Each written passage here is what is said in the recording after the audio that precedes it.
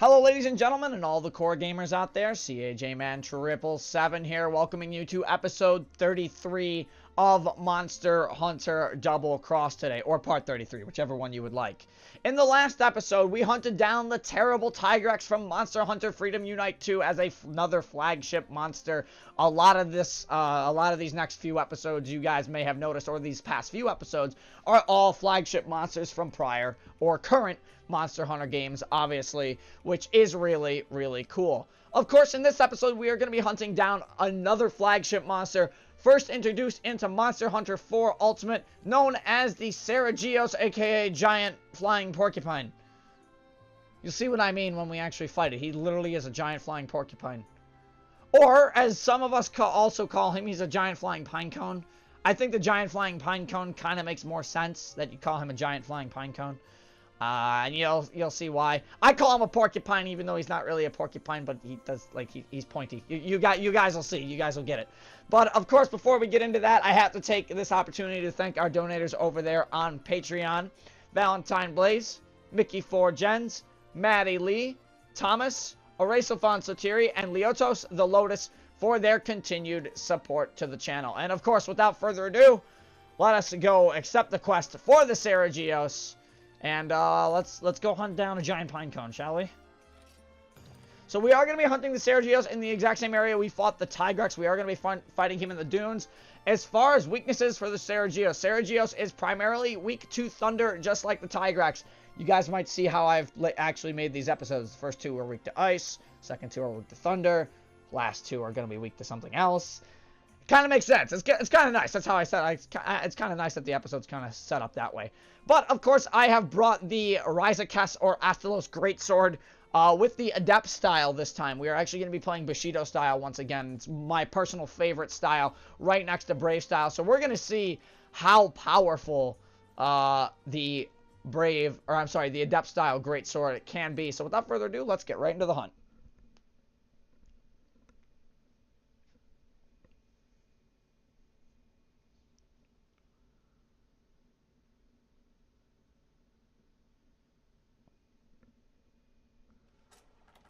Alright, so what you're going to want to do immediately when you get into this hunt, you're going to want to pop a cool drink and just head into the area directly in front of you, and it should activate the cutscene.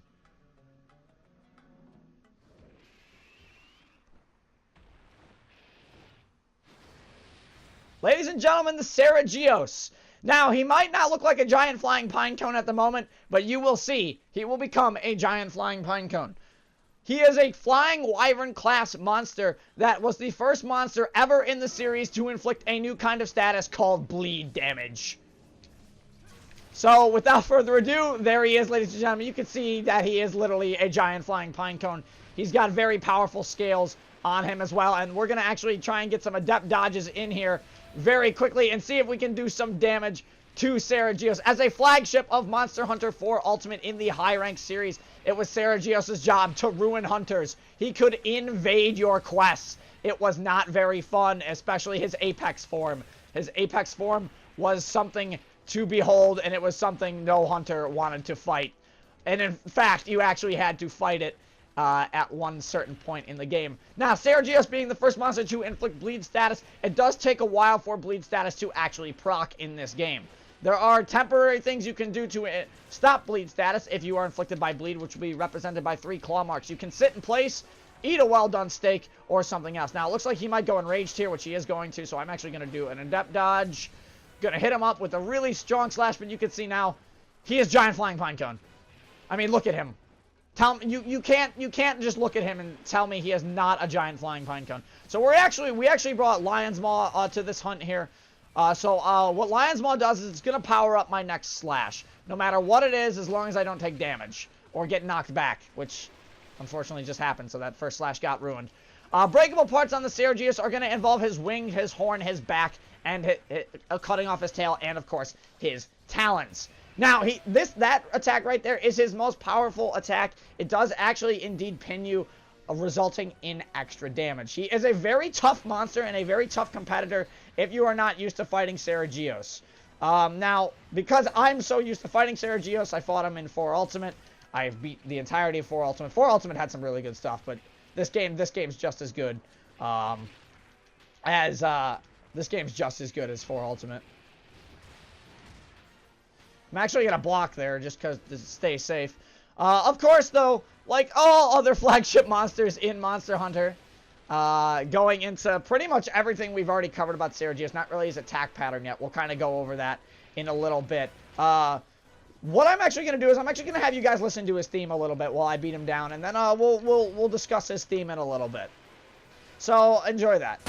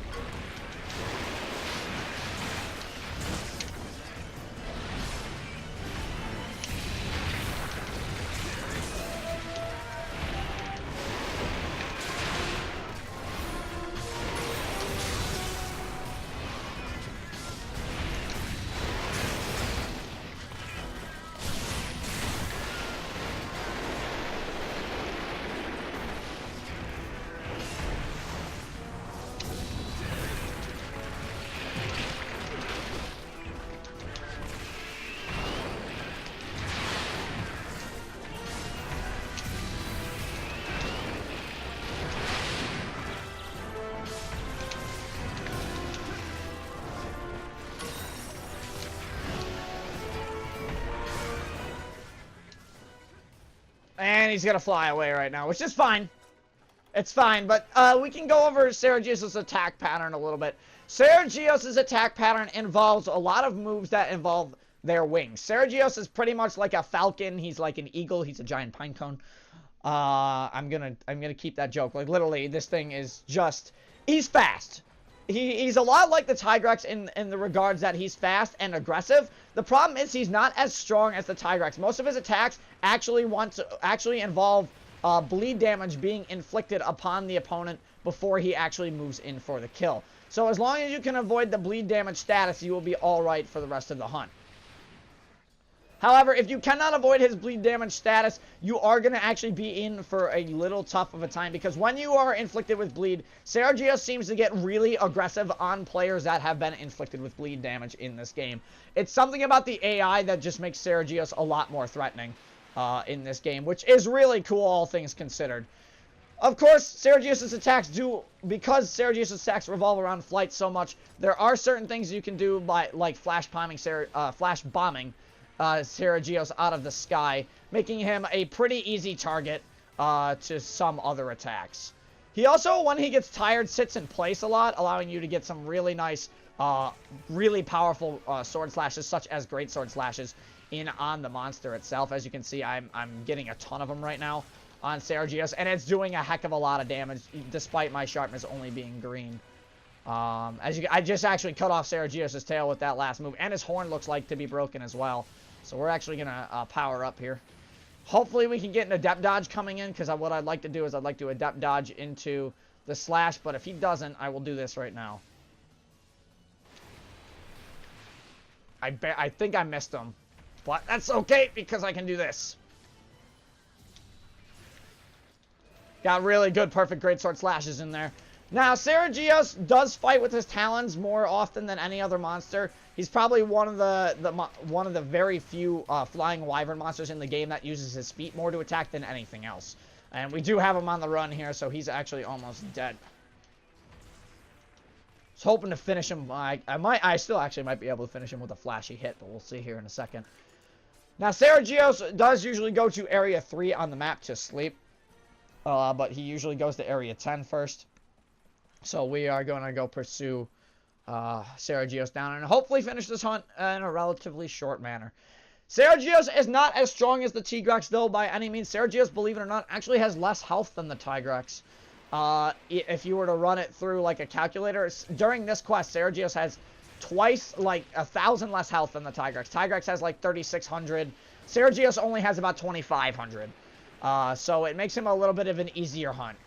But, of course, just because I say he's an easier hunt doesn't actually mean he's an easier hunt. Let's see if we can finish him off with this. Alright. There we go. Lion's Maw. And it actually killed him. Alright.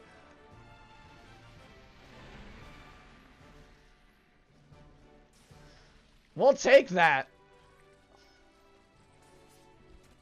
This is good finish. Good flashy finish. I like flashy finishes. My cat just blew up a bomb in my face. Unbelievable. And, well, I can say officially that we no longer have to fight the giant flying Pinecone.